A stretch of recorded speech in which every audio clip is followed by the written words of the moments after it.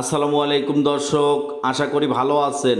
আজকে আমি আপনাদের সঙ্গে আলোচনা করব আইটেলের নতুন একটি প্রোডাক্ট নিয়ে, আইটেল A80 ফোনটি নিয়ে।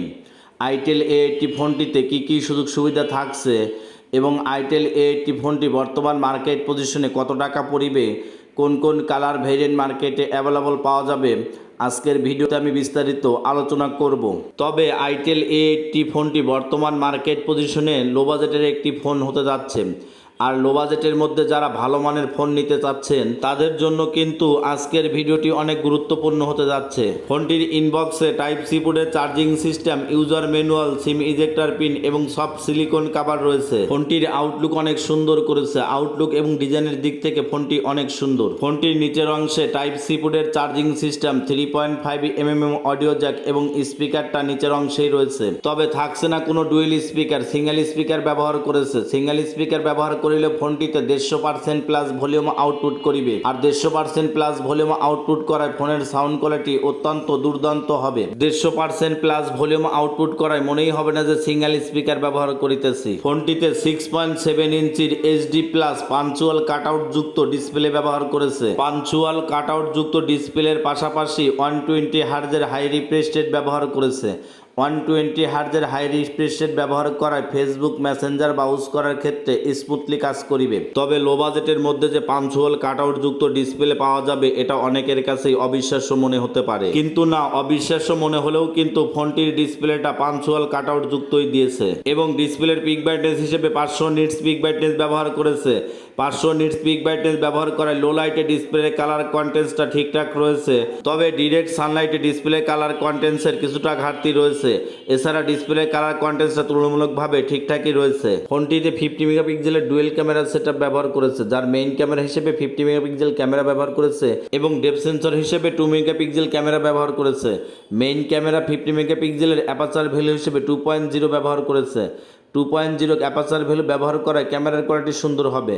ক্যামেরাতে ছবি ওঠার পরে ছবির যদি ডিটেলসগুলো দেখা যায় একদম স্বচ্ছ এবং ক্লিয়ার দেখা যাবে। পাশাপাশি ফোনটির সেলফি ক্যামেরা হিসেবে 8 মেগাপিক্সেল ক্যামেরা ব্যবহার করেছে। ব্যাক ক্যামেরার পাশাপাশি ফোনটির সেলফি ক্যামেরাটাও সুন্দর।